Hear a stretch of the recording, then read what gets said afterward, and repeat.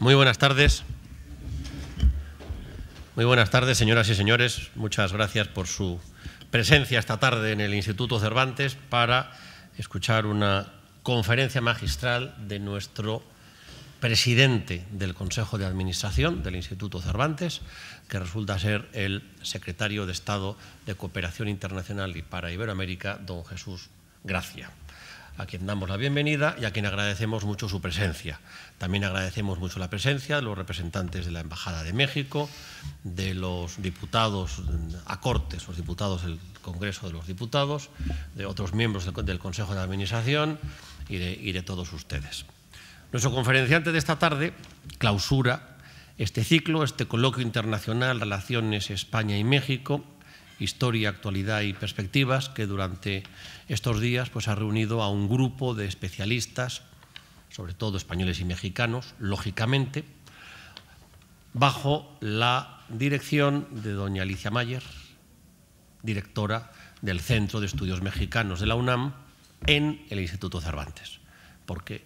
mediante un convenio la UNAM y el Instituto Cervantes trabajamos juntos y trabajamos aquí desde esta sede en un conjunto de proyectos que tenemos para el futuro. Y esta sesión de esta tarde es la que cierra este coloquio internacional con esta conferencia magistral de clausura. Nuestro conferenciante, ya lo he dicho, es secretario de Estado y es presidente de nuestro Consejo de Administración. O sea, es mi jefe. Es diplomático de carrera, con una brillante trayectoria, nos conocemos hace muchos años, ha tenido puestos diversos en Costa Rica, en Argentina en 2 ocasiones que yo sepa, en la Agencia Española de Cooperación Internacional, donde fue primero director general de Cooperación con Iberoamérica y después secretario general de la propia Agencia Española de Cooperación Internacional, fue embajador en La Habana, estudió filología, cosa que es importante decir en el Instituto Cervantes, es licenciado en filología y en Derecho también, pero aquí importa más que sea en filología hispánica. Y en Derecho también, también es muy importante que es licenciado en Derecho, tiene 2 carreras,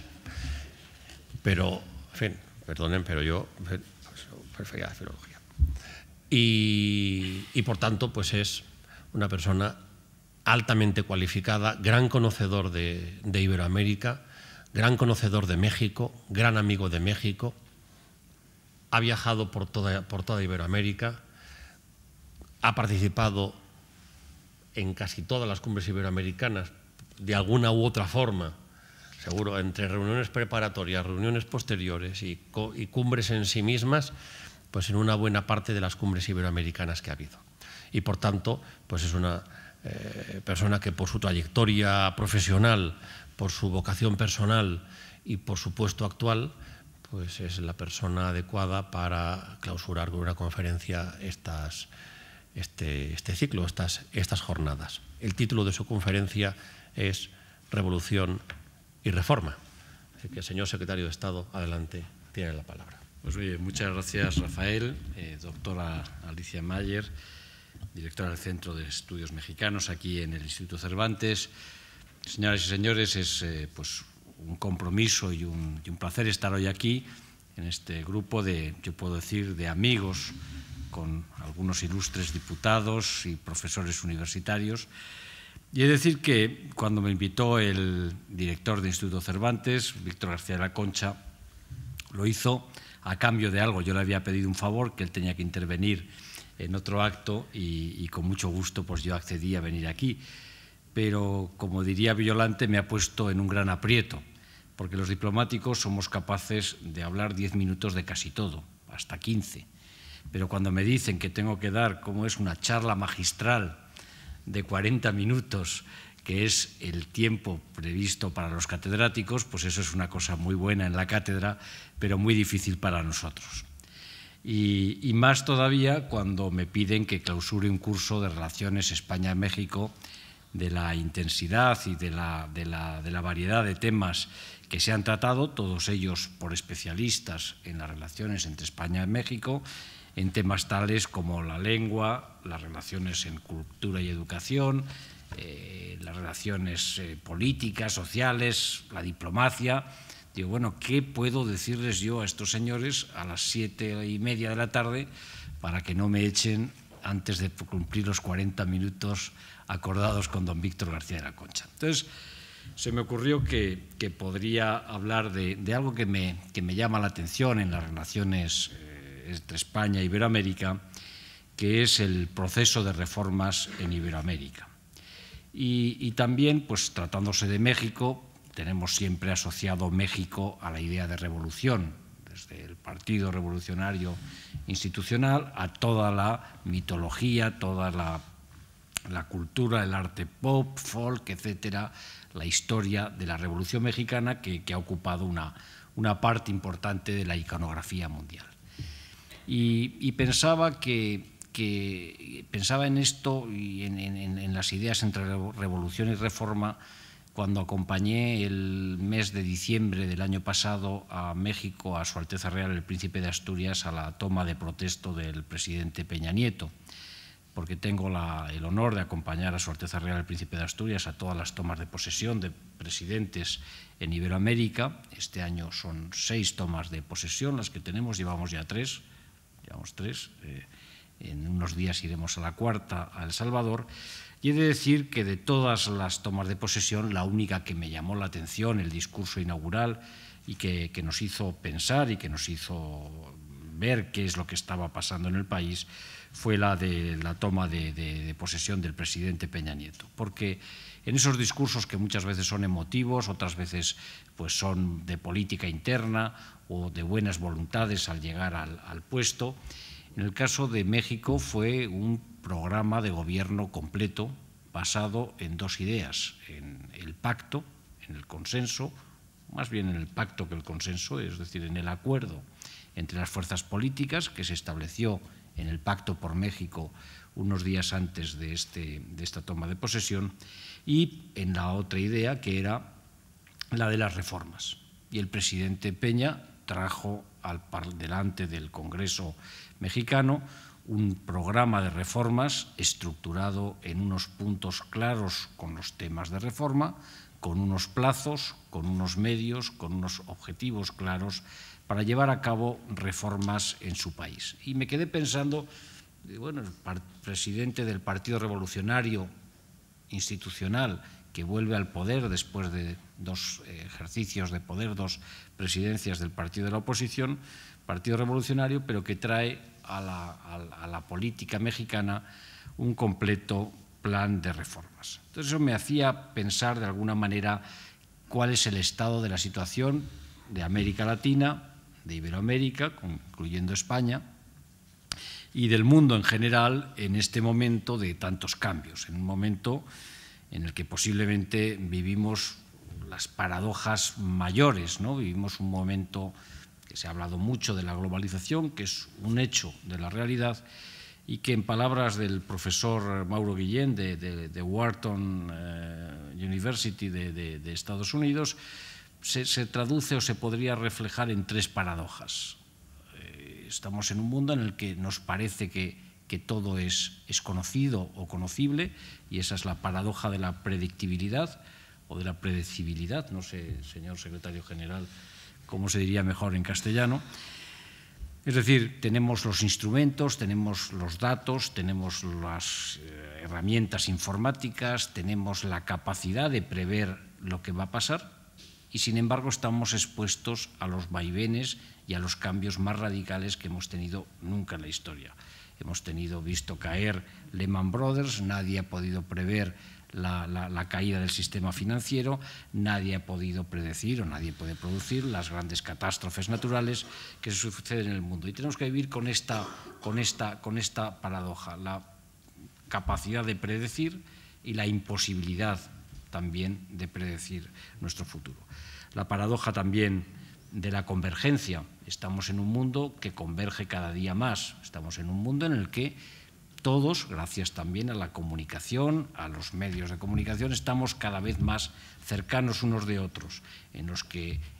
estaríamos, como diría Borges, en esa esfera que el centro está en todas partes y el punto y la esfera en ninguno. Estamos en un momento en el que desde cualquier país o desde cualquier punto se pueden hacer cosas novedosas, se puede innovar, se puede cambiar, pero esa innovación, ese cambio no es igual para todos. La convergencia no es igual para todos. Hay cada vez más acercamiento entre países, hay cada vez más convergencia entre países porque están saliendo,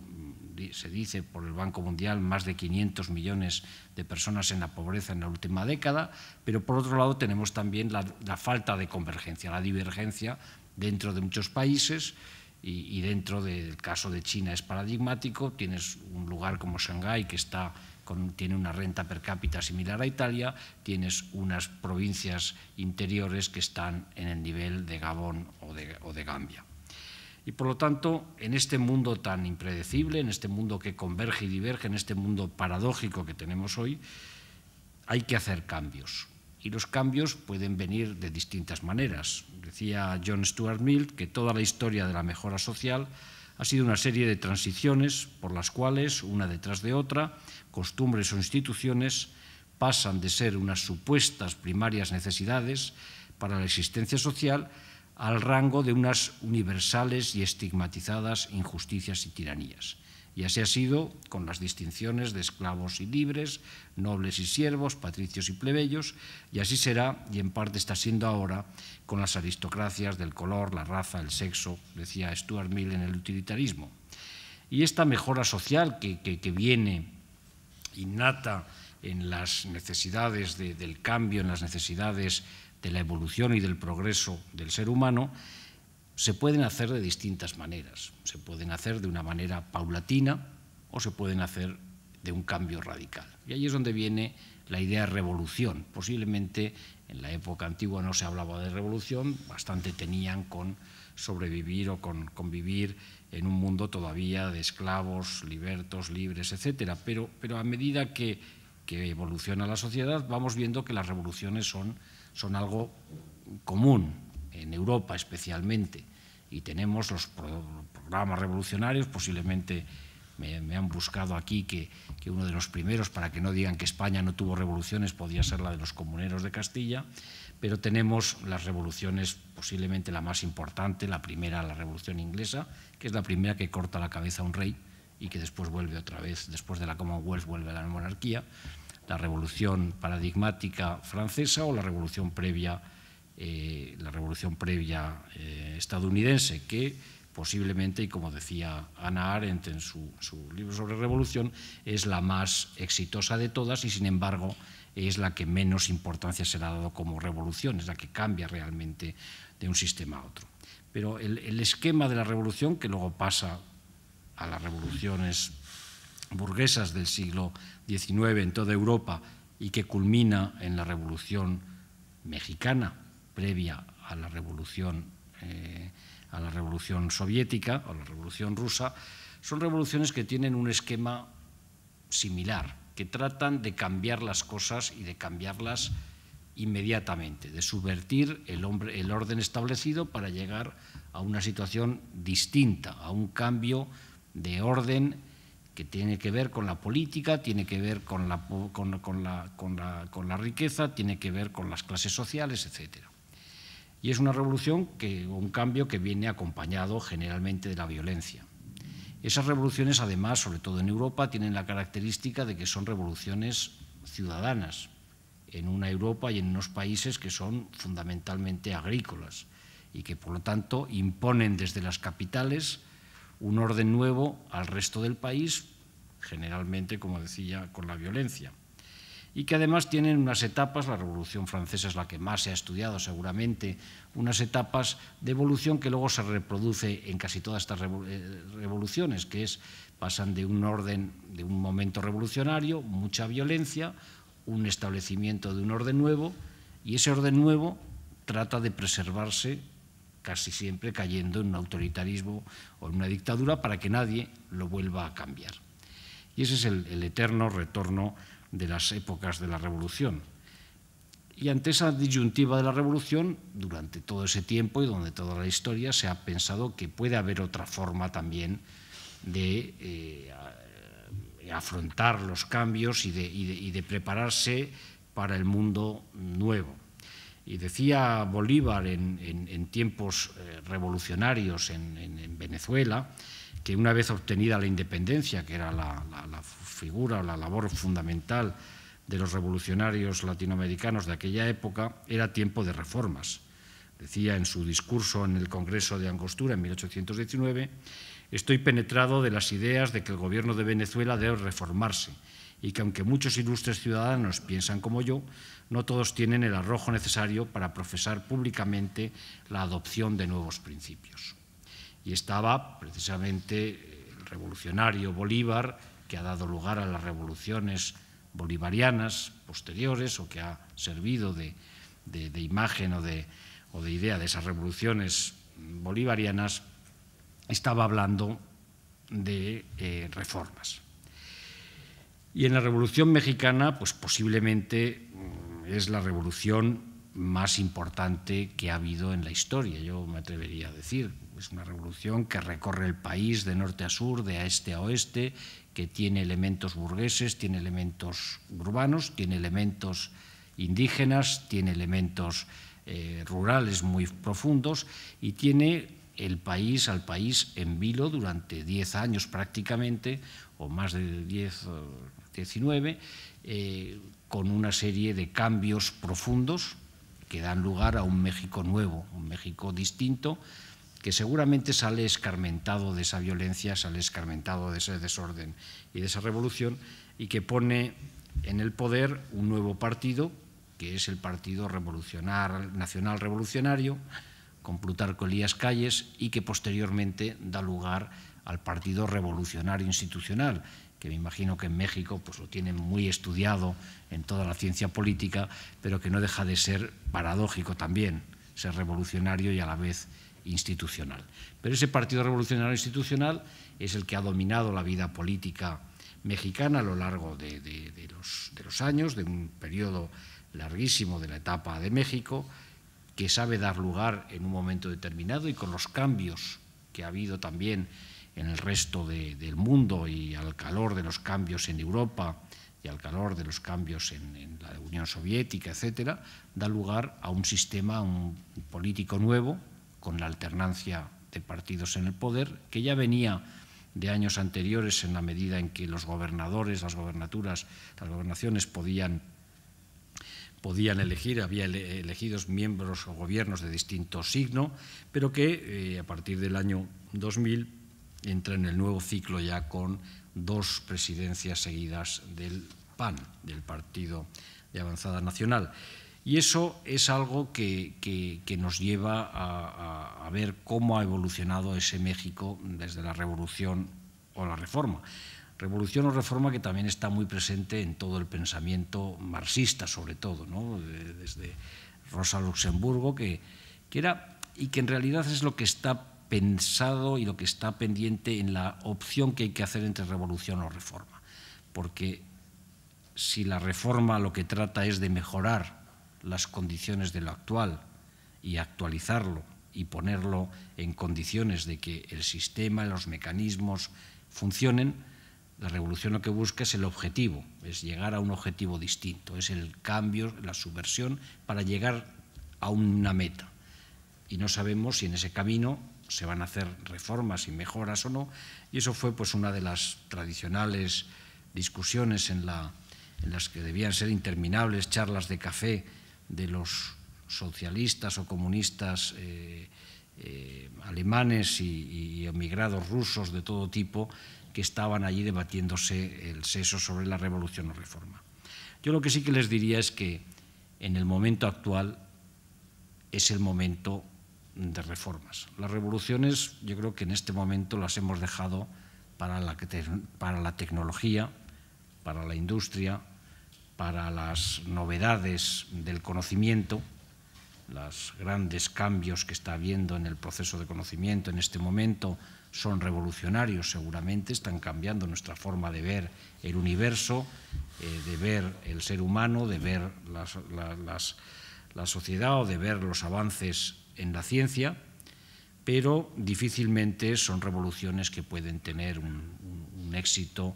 en la vida política. Y aquí es donde yo creo que hay un paralelismo importante entre la situación o donde hemos llegado en el caso de México y en el caso de España. Déjenme que me detenga brevemente en España. En España hemos hecho una transición política importante en los años 70, principios de los 80, que nos ha permitido pasar de un sistema, de una dictadura, a una democracia avanzada, de un país centralista a un país descentralizado, de una economía muy intervenida a una economía más abierta, que hemos tenido una protección social que era más paternalista a una protección social moderna europea, que nos ha permitido cambiar enormemente, como decía, y es un cambio que se tenía que hacer y que había, ahora que se ha visto recientemente en las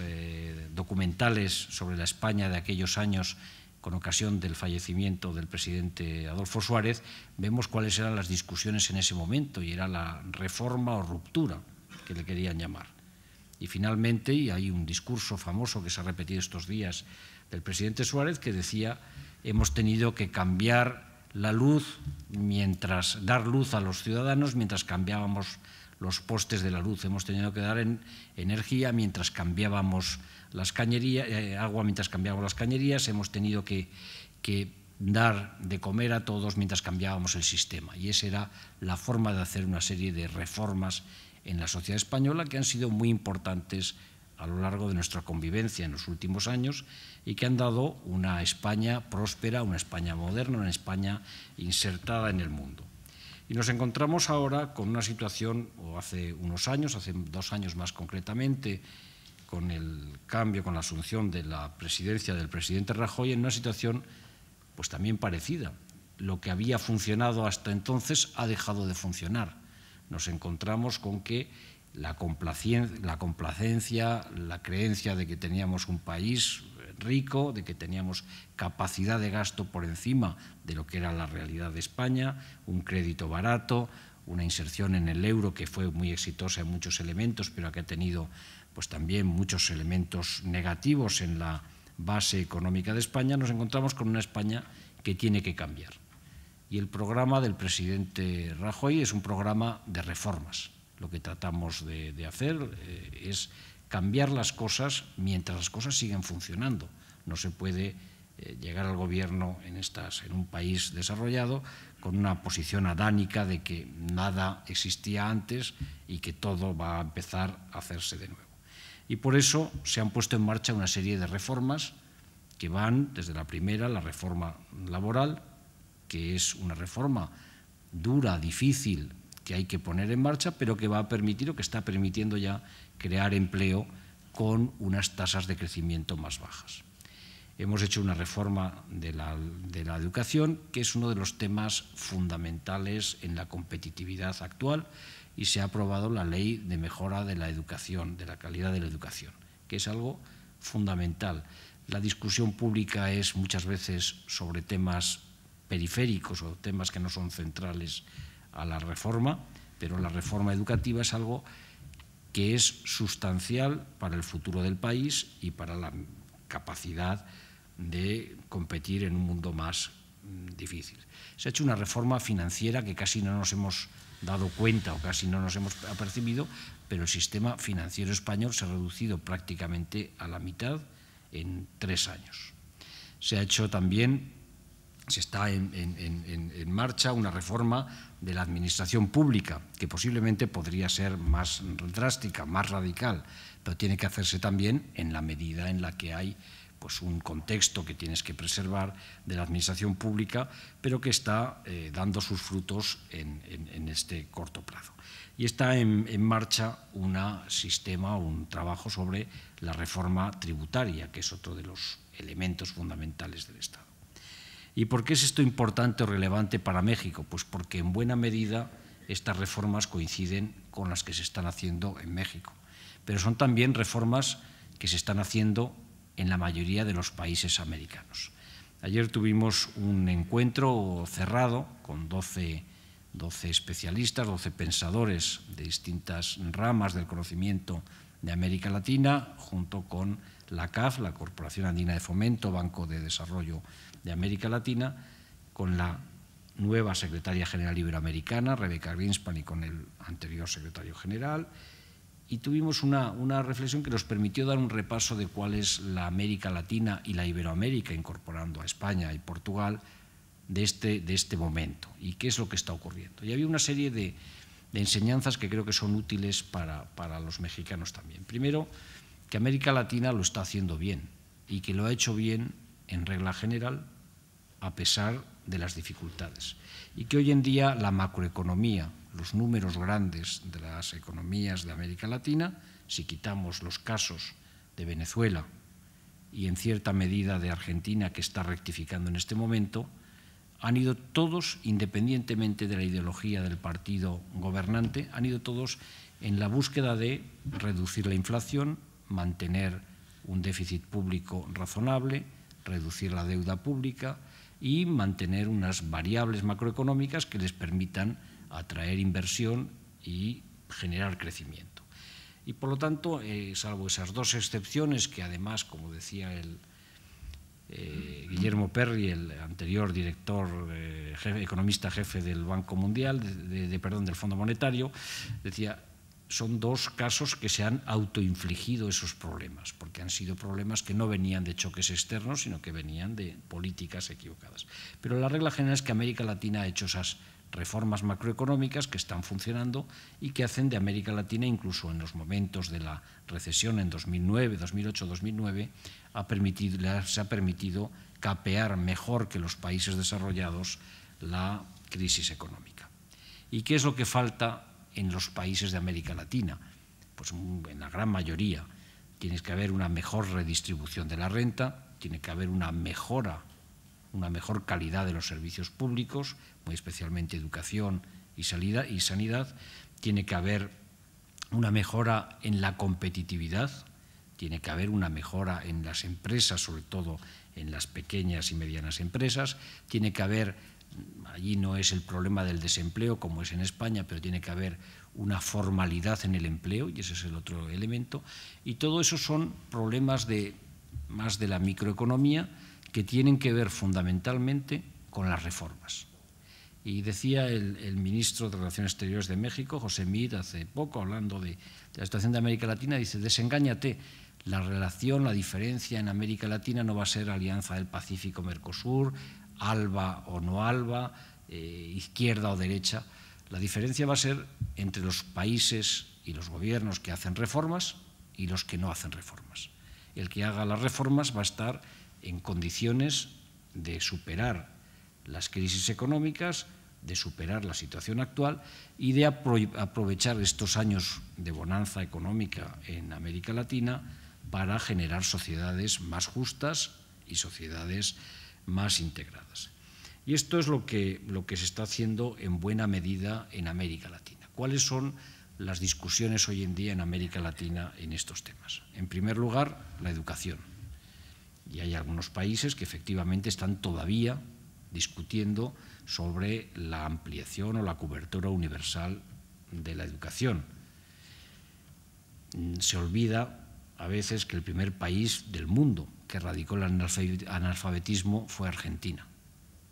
¿Dónde estará ahora Sarmiento? Pero la realidad es que la educación es la clave. Y ya no es solamente la cobertura universal en servicios básicos de salud, sino que tiene que haber también una mejora en el sector terciario de la educación. Tiene que haber unas universidades y un tercer ciclo de la educación en condiciones que permita acceder también a la innovación, al conocimiento y al mundo más competitivo que tenemos hoy. Y eso es lo que están haciendo la mayoría de los países de América Latina, esas reformas educativas, igual que aquí tenemos que hacer esta reforma educativa de mejora de la calidad de la educación. Y allí es donde se ve también ese malestar de las clases medias, porque están pidiendo no solamente reformas o no solamente acceso universal a educación y salud, más otros servicios, agua, saneamiento, etcétera, sino que quieren calidad en esos servicios. Ya no basta con los servicios básicos. Y ahí es donde los gobiernos tienen que tomar el toro por los cuernos. Por lo tanto, hay reformas educativas. Hay reformas en todos los países de los sectores económicos básicos. Y allí México es uno de los países que ha hecho una de las mejores labores en este corto periodo de tiempo, con reformas de un calado tan grande como la reforma del sector energético. Un tema que en México, como es lógico, genera pues mucha polémica porque es un elemento de gran calado político, pero que se ha afrontado con decisión y que en este momento, me decían los amigos mexicanos, que sorprendentemente les había costado menos sacar adelante esta reforma que algunas de las que pensaban que eran más sencillas, como la reforma política. Reforma en el sector de las telecomunicaciones, reforma en el sector de las infraestructuras, es decir, reformas que permitan a los países de América Latina atraer más inversión, generar más riqueza,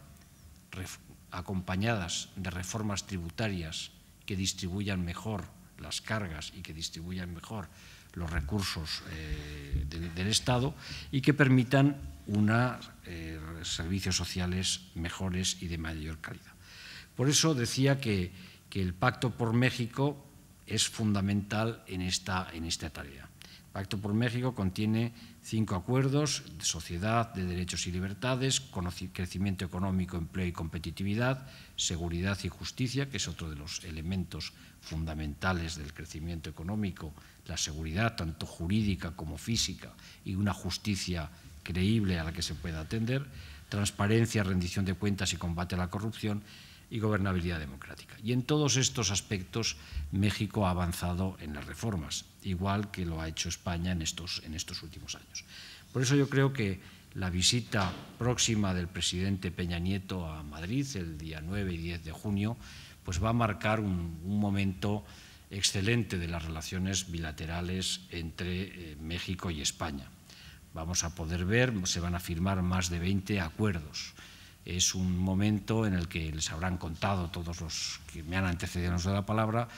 que es un momento excelente de las relaciones entre España y México, pero yo tengo la ocasión de viajar con bastante frecuencia a México y les puedo decir que para un español pues es una gran satisfacción encontrarse en México y encontrarse pues con el apoyo, con la apertura, con la solidaridad de todos los mexicanos, del gobierno, de la sociedad, etcétera, que es un socio estratégico para España en todas nuestras empresas internacionales, en el concierto internacional, en la concertación política. Es el socio fundamental de España, no se lo digan esto a los demás, pero es el socio fundamental de España en las conferencias iberoamericanas. Ha sido pues, capital la implicación del gobierno mexicano para la renovación de la Secretaría General Iberoamericana y de esta nueva etapa. Es el país anfitrión de la próxima cumbre iberoamericana el 9 y 10 de diciembre en Veracruz, y es el país que además está poniendo, como se diría, toda la carne en el asador para que eso sea un éxito, porque creen realmente que juntos estamos mejor, que juntos hacemos mejor las cosas, que no hace falta, pues como venía diciendo al inicio de mi intervención y un poco la broma o digamos el divertimento sobre el que he empezado a elaborar estas ideas de revolución o reforma, no es necesario ir a revoluciones de nuevo, a cambios dramáticos que nos llevan a mayor incertidumbre y generalmente a violencia, sino que tenemos un camino por recorrer juntos de reformas y un camino por recorrer juntos en el que México y España se dan la mano y tienen una gran cantidad de activos que poner no solamente al servicio de nuestros países, sino al servicio del mundo.